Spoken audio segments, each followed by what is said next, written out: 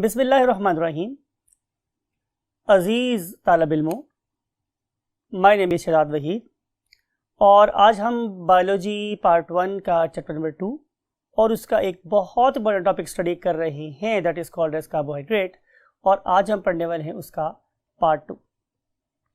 आपको याद है कि लास्ट टाइम हमने पार्ट 1 में डिस्कस ये किया था कि अगर आप लोगों के पास ग्लूकोज पाउडर फॉर्म में प्रेजेंट हो तो वो हमेशा क्या होगी, एक ओपन चेन की फॉर्म एग्जिस्ट करेगा। लेकिन जो ही मैं उसे पानी में डालता हूँ तो उसकी चेन क्या हो जाती है, क्लोज हो जाती है और वो एक लीनियर स्ट्रक्चर से एक रिंग स्ट्रक्चर में कन्वर्ट हो जाता है। और आपको याद होगा मैंने वर्ड यूज किया था बोट मॉडल, राइट। अब हम उस पर्टिकुलर पॉइंट से आगे मूव करने वाले हैं। Okay, so let's move to the white board. Yes my dear students, you know very well कि हम क्या बनाते हैं, एक फ्लैश कार्ड आप लोगों के लिए। और इस फ्लैश कार्ड में आप लोग देख रहे हैं कि हमने क्या क्या टॉपिक अंडरस्टैंड करने हैं। We will commence our lecture by the topic of oligosaccharides और then we will move to the polysaccharides and we will study this oligosaccharide in following heads. तो सबसे पहले हम स्टडी कर रहे हैं कि how we can make the oligosaccharides. तो हम यहाँ पे यूज करेंगे ब्लू मार्कर। तो ओलिगोसैकेराइड्स होते क्या हैं, पहला बात तो यह बनते क्या हैं तो हम बाद में डिस्कस करेंगे। ओलिगोसैकेराइड होते क्या हैं? ओलिगोसैकेराइड डियर स्टूडेंट्स बनते हैं 2 to 10 मोनोसैकेराइड के आपस में जोड़ने से। When we combine 2 to 10 monosaccharides together by means of a chemical reaction, so we obtain what? Oligosaccharides, right? On the other hand, we can also define it as कि oligosaccharides ऐसे macromolecules हैं कि जब मैं उन्हें ब्रेक करूंगा, तोड़ूंगा, तो मुझे 2 से लेकर 10 मोनोसैकेराइड हासिल होंगे। Now define it as number 1 oligosaccharide. Oligosaccharides are sugars that consist of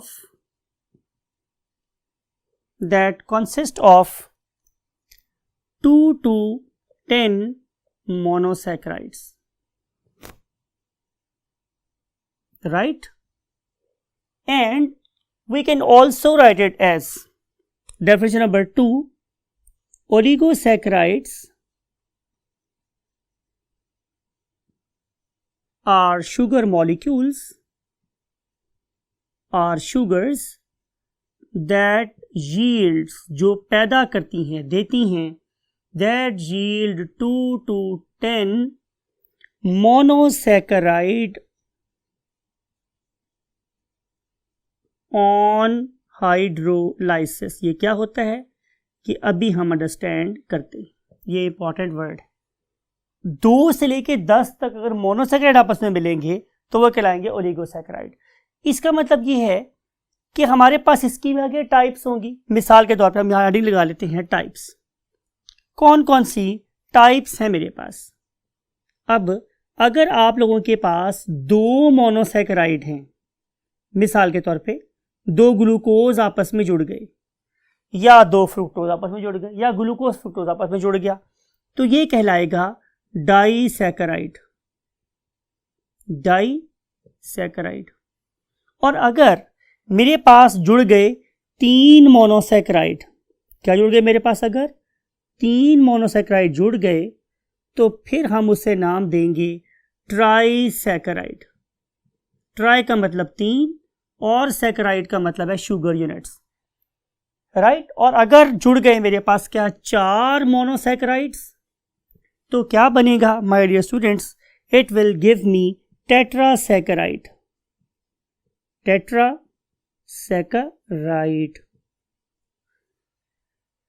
अब आप लोगों की बुक में डिटेल किसकी है? तो आंसर है सिर्फ और सिर्फ डाइसैकेराइड्स। तो आए हम लोग डाइसैकेराइड को डिटेल से पढ़ते हैं।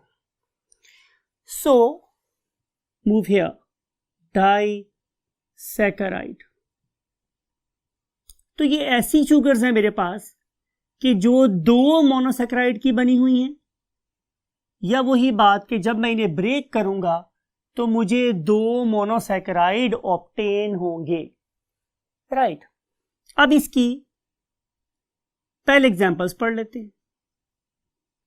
एग्जांपल्स हैं कौन कौन सी? इसकी आप लोगों की बुक में 3 एग्जांपल्स गिवन है। One of them is called as lactose, other one is called as maltose, and last is called as sucrose,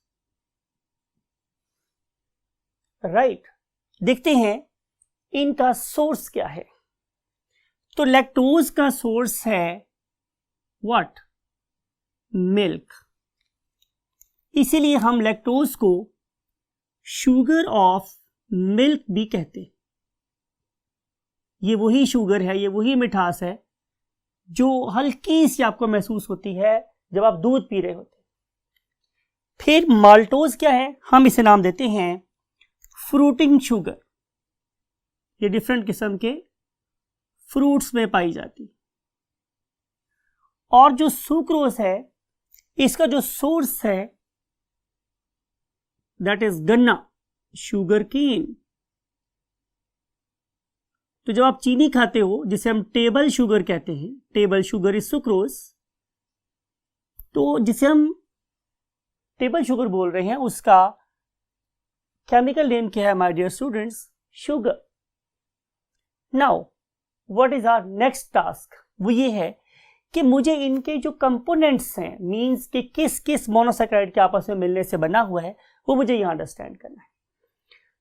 आप लिख लें यूं ऐसे, MS1 मीन मोनोसैकेराइड नंबर 1, और यहां लिखिए मोनोसैकेराइड नंबर 2।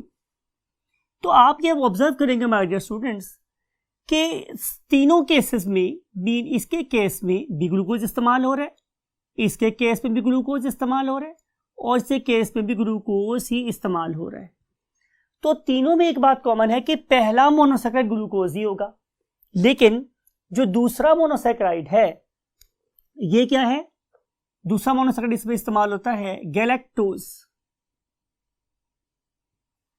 माल्टोज में इस्तेमाल होता है एन अदर ग्लूकोज, और सुक्रोज में इस्तेमाल होता है क्या? Fructose, right. लेकिन अगर मैं ग्लूकोज और गैलेक्टोज को साथ साथ रख दूं तो क्या लैक्टोज बन जाएगा? तो answer is no. We have to combine them chemically, we have to join them through covalent bonds। आए देखते हैं नेक्स्ट पॉइंट की तरफ कि how we can make what oligosaccharides और simply disaccharides। तो हम लिख रहे हैं यहां पे टॉपिक मेकिंग ऑफ डाइसैकेराइड्स, और जिस तरह डाइसैकेराइड बनते हैं उसी तरीके से बाकी ओलिगोसैकेराइड्स भी बनते हैं। तो मैं लिख रहा हूं स्लैश ओलिगोसैकेराइड, राइट। अब फर्ज कर लेते हैं कि ये आप लोगों के पास एक ग्लूकोज है, C1, C2, C3, C4, C5 and C6 was protruding out of the paper. ये पेपर में से बाहर निकला हुआ था। मैंने आपको कश्ती और उसके ऊपर लगे हुए बात पैमा की एग्जाम्पल दी थी। यहां पे क्या प्रेजेंट है my dear students? One of them is H and other one is OH, right. अब यहां पे मैं क्या कर रहा हूं? यहां पे मैं एक और ग्लूकोज लग रहा हूं, for example C1, C2, C3, C4, C5 and C6 is coming out of the plane. ये प्लेन में से बाहर आ गया। अब गौरतलब बात स्टूडेंट्स ये है कि इस कार्बन का नंबर क्या है? 1, इसका नंबर क्या है? 2, इसका नंबर क्या है? 3, इसका 4, इसका 5, और ये जा रहा है 6 जो पेपर से बाहर निकला हुआ है। Same is the case here कि यहां पर क्या प्रेजेंट है? 1, यहां पे 2, यहां पे 3, यहां पे 4 और यहां पे 5 और वो वाला 6।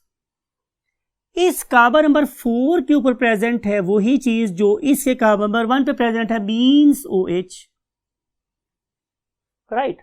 अब जो ही ये दोनों OH एक दूसरे के सामने आते हैं तो ये वाटर को एलिमिनेट करवा देते हैं। कैसे? ये डोनेट करेगा फॉर एग्जांपल अगर H, राइट, तो ये डोनेट कर देगा क्या? OH, right. तो दोबारा देखते हैं कि इसने क्या लूज किया? H, इसने क्या लूज किया? OH, तो H2O वाटर एलिमिनेट हो गया।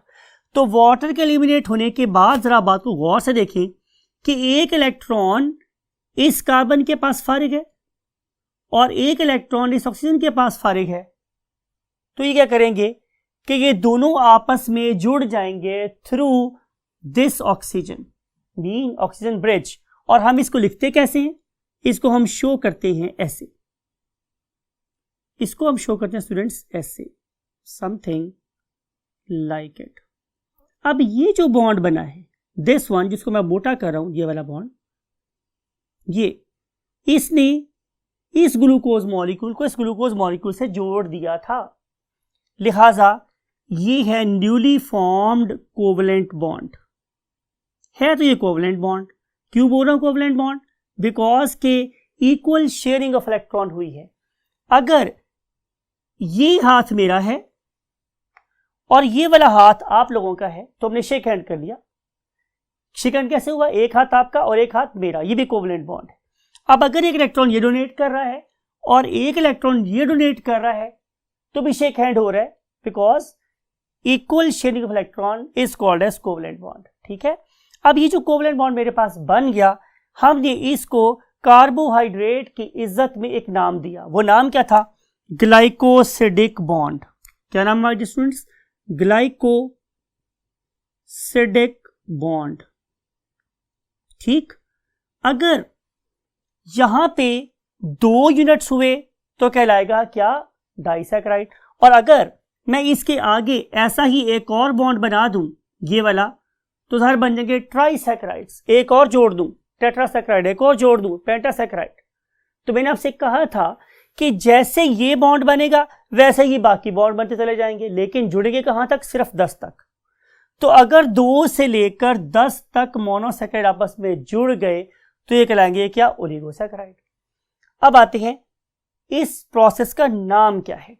जिस प्रोसेस में कोवलेंट बॉन्ड बना, जिस प्रोसेस में ग्लाइकोसिडिक बॉन्ड बना, राइट, दोनों एक ही बात है, उस वाले केस में हमने लूज किया वाटर को। तो जब मैं एक वाटर को लूज करता हूं तो प्रोसेस कहलाता है क्या? Condensation reaction. Condensation reaction. So as a result of condensation reaction, we can combine 2 monosaccharides together. Right. अब अगली बात चलते हैं, how we can break it. ये तो था for making of what? Covalent bonds, making of disaccharides और oligosaccharides. अब हम इसकी breaking की बात करते हैं। How we can break it? Breaking of glycosidic bond. इसको समझने के लिए स्टूडेंट्स हम एक जनरल लाइफ की एग्जांपल का सहारा लेते हैं। एनर्जी यूज कर रहे हैं हम लोग। आप लोगों ने और मैंने मिलकर एक पेन खरीदा, फॉर एग्जांपल इसमें 50 रुपए आपके थे, से 50 रुपए मेरे थे, या 500 आपके थे, 500 मेरे थे फॉर एग्जांपल, या 50,000 आपके थे, 50,000 मेरे थे। मिसाल ले ली मैंने, कोई भी। मीन टू से हमारा इक्वल शेयरिंग, हमने एक बिजनेस किया, एक चीज खरीद ली हम लोग। अब अगर हम इस पर्टिकुलर चीज को बेचना चाह रहे हैं किसी बंदे को, या कोई बंदा हम में से लेना चाह रहे, तो क्या करेंगे? हम अपने अपने पैसे दूसरे बंदे को लौटा देंगे, तो ये चीज किसी को बेची जा सकती है, राइट। तो same is the case here. अगर हमने ये वाला बिजनेस या ये वाला बॉन्ड खत्म करना है तो क्या करो? जो चीज यहां से निकाली थी, मीन टू से अगर 50 रुपए अपनी पॉकेट से निकाले थे, 50 रुपए मेरी पॉकेट से निकाले थे, या 100 आपने निकाला था, 100 मैंने निकाला, तो क्या करो? वापस लौटा दो। जब ये चीज वापस लौट जाएगी तो जाहिर है बॉन्ड खत्म हो जाएगा। Same is a case here.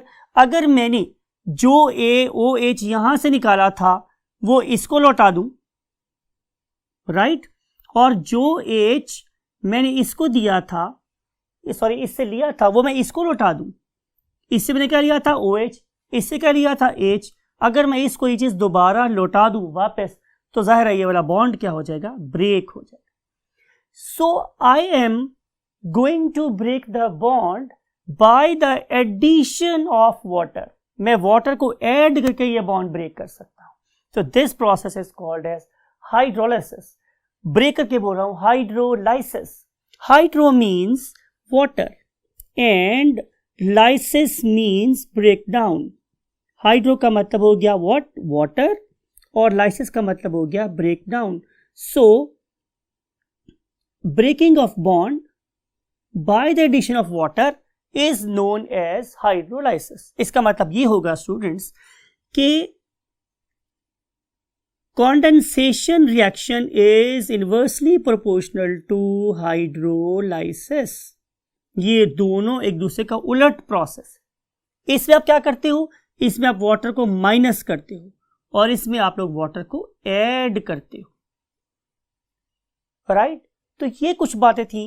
Those were related to what? Oligosaccharide. अब हम चलते हैं लास्ट पॉइंट की तरफ. उसका नाम मेरे पास क्या है स्टूडेंट्स? पॉलीसैकेराइड.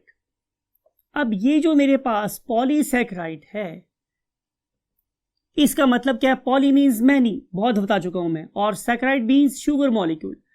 पॉली का मतलब है मैनी और सैकेराइड का मतलब है शुगर मॉलिक्यूल्स.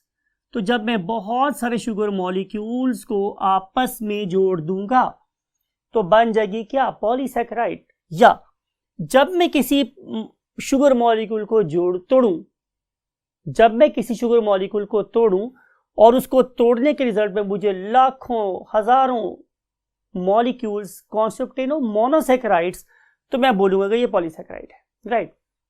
आप यूं लिख सकते हो कि glucose required in n concentration, unlimited मुझे चाहिए था क्या? ग्लूकोज.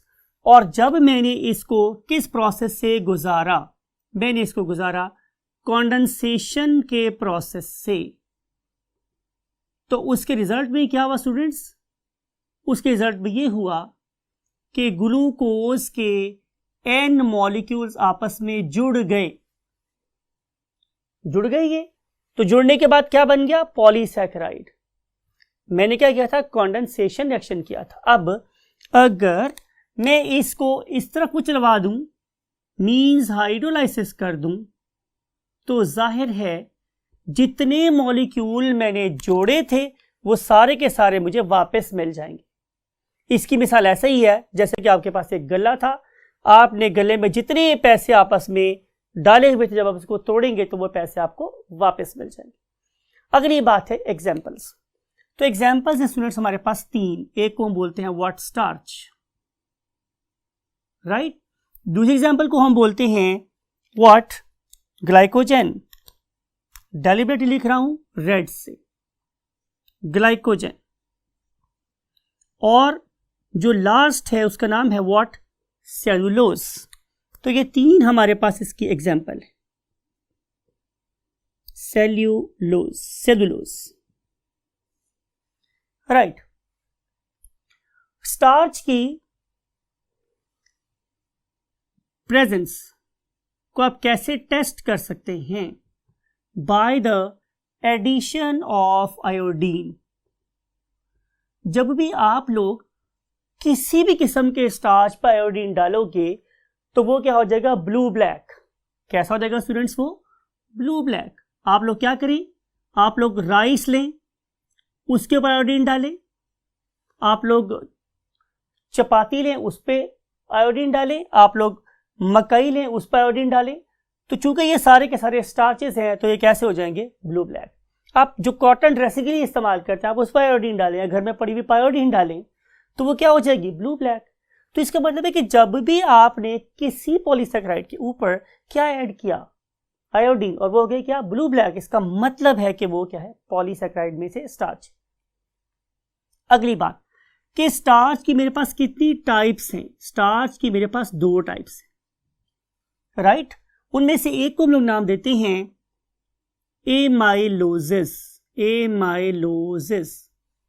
और दूसरे को हम नाम देते हैं क्या? एमाइलोपेक्टिन्स. राइट? अब इन दोनों में क्या फर्क है? फर्क ये है कि जो एमाइलोजिस हैं ये straight chain molecules, straight chain molecules. लेकिन अगर मैं एमाइलोपेक्टिन की बात करूं तो ये branched chain molecules, branched chain molecules, right. ये आपने बात अंडरस्टैंड कर ली कि जब भी मैं स्ट्रेट चेन बनाना चाहता हूं तो मैं एक मोनोसैकेराइड को दूसरे मोनोसैकेराइड के साथ जोड़ता हूं। किस पोजीशन से students? Very rightly said, 1,4 position से। यानी कि इसका कार्बन नंबर 1 और अगले का कार्बन नंबर 4 क्या बनाता है? Glycosidic bond. पहले मोनोसैकेराइड का कार्बन नंबर 1 और अगले मोनोसैकेराइड का कार्बन नंबर 4 क्या बना रहे हैं? Glycosidic bond. सिमिलरली अब ये पहला बन जाएगा तो इसका कार्बन नंबर 1 अगले के कार्बन नंबर 4 से क्या बनाएगा? Glycosidic bond, right. तो जब हमने चेन ग्रो करवानी होती है, कौन सी वाली? स्ट्रेट चेन, तो हमेशा जो बॉन्ड बनता है उसे हम बोलते हैं 1,4 लिंकेज। तो जब भी 1,4 बॉन्ड बनेगा तो क्या बनेंगे? एमाइलोसिस। लेकिन अगर आप लोगों ने ब्रांच चेन बनानी हो स्टार्चेस तो आप क्या करोगे? जरा बात को गौर से देखो। इस वाले केस में पहले नंबर पे आपको स्ट्रेट चेन बनानी है। वो स्ट्रेट चेन कैसे बनेगी? पुराना मेथड, 1 2 3 4। यहां पे ड्रॉ कर रहे हैं हम लोग क्या? 1 2 3 4 5 एंड 6 जाहिर है ये आपस में जुड़ेंगे 1 और 4 के थ्रू। कैसे? Bye means of glycosidic bond. यानी कि इसका कार्बन नंबर 1 अगले के कार्बन नंबर 4 से जुड़ रहा है। अब यहां पे क्या होगा? जाहिर है अब इसका कार्बन नंबर 1 अगले के कार्बन नंबर 4 से लिंक हो रहा होगा। ये कॉमन सेंस वाली बात है। लेकिन जब मैं डेवलप करना चाहता हूं साइड चेन तो तब मुझे क्या करना पड़ता है? तब मुझे इस कार्बन नंबर 6 के साथ, कार्बन नंबर 6 के साथ जोड़नी पड़ती है अगले कार्बन की कार्बन 1। तो इस वाले केस में नॉट ओनली मेरे पास 1,4 लिंकेज होती है बल्कि मेरे पास 1,6 लिंकेज भी होती है। तो 1,4 और 1,6 लिंकेज कैसे बनेगी? दोबारा बात को गौर से सुने। जब मैंने चेन को बिल्कुल सीधा बनाना होगा तो मैं 1,4 लिंकेज करूंगा। लेकिन जब मैंने चेन बनानी होगी मैंने बनानी होगी ब्रांच, तो फिर मैं 1,6 लिंकेज करूंगा। तो ये दो किस्म के लिंकेज रिजल्ट में क्या बन जाते हैं? एमाइलोपेक्टिन्स। ये आसानी से सॉल्युबल होता है जबकि थोड़ा कम सॉल्युबल होता है, राइट। ये आम वाटर में भी हल हो जाता है जबकि इसको हल करने के लिए थोड़ा सा वाटर को गर्म करना पड़ता है। तो ये है दोनों में डिफरेंस। लेकिन जहां तक ताल्लुक है टेस्ट का, तो चाहे मेरे पास एमाइलोसिस हो चाहे मेरे पास एमाइलोपेक्टिन हो, दोनों ही आयोडीन के साथ ब्लू ब्लैक कलर देंगे। पाए कहां जाते हैं? सारी किस्म की अनाज में, जैसे मैंने बोला मकई, चावल, गंदम, मैदा, ये सब चीजों में जो चीज पाई जाती है उसका नाम क्या है? मेरे पास स्टार्च। यानी कि आप बन खाएं, डबल रोटी खाएं, नान खाएं, चपाती खाएं, खमीरी रोटी खाएं, everywhere you will find word starch. अब हम चलते हैं सेकंड टाइप की तरफ। उसका नाम क्या है? ग्लाइकोजन। ये मैंने जाल के लिखा हुआ है ग्लाइकोजन। किससे? रेड से। बिकॉज कि जब आप ग्लाइकोजन को आयोडीन के साथ ट्रीट करते हो तो क्या बन जाता है? Red colour. क्या बन जाता है स्टूडेंट्स? Red colour. कोई बंदा आपसे पूछे कि ग्लाइकोजन किसका बना हुआ है तो आप बोलेंगे कि glycogen is a polymer of glucose. ये भी ग्लूकोज का ही बना हुआ है। Then it is a branch structure. ये एक ब्रांच स्ट्रक्चर है लाइक एमाइलोपेक्टिन। लेकिन फर्क क्या है कि एमाइलोपेक्टिन में ब्रांचिंग कम होती है, ग्लाइकोजन का मॉलिक्यूल उससे ज्यादा ब्रांच्ड है। बॉन्ड यहां भी वही बनेगी 1,4 और 1,6। अगली बात कि जो ग्लाइकोजन है ये स्टोर कहां होता है? It stores in liver and muscles. जितना आप लोगों के मसल्स में ग्लाइकोजन ज़्यादा होगा उतना ही आप लोगों का स्टेमिना ज़्यादा होगा, राइट? ये स्टोर्ड एनर्जी है. And now we want to move to the next topic that is called as cellulose. अब again number 1, cellulose is present only in plants. ये सिर्फ और सिर्फ प्लांट्स में होता है.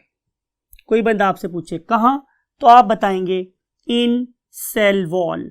ये सेल वॉल बनाने में इस्तेमाल होता है. सिर्फ प्लांट में होता है, एनिमल में बिल्कुल नहीं होता. अगली बात, ये किस का पॉलीमर है, तो आप बताएंगे कि it is a polymer of glucose.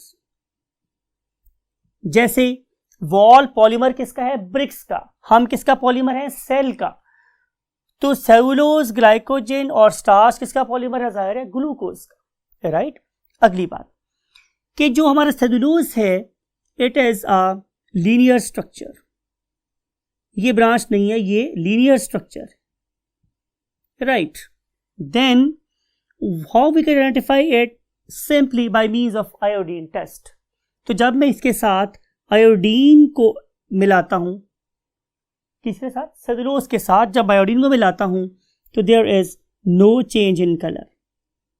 यानी कि जो आयोडीन कलर होता है ब्राउन सा, वो ही रहता है, because this particular complex means cellulose is non responsive to the iodine, so there is no change in the colour. वो वही रहता है जो आयोडीन का अपना रंग है. तो ये बातें हुई regarding the second part of what, carbohydrates, right? आप लोगों ने इन बातों के अलावा आपको कोई बात अगर और वैल्यूबल मिलती है, please make it part of your memory. I hope this stuff will help you to score maximum marks in your examination, and you will try to facilitate every person in your surrounding and take very good care of your great parents and of yourself. Till next lecture, thank you for listening and Allah Hafiz. Bye bye.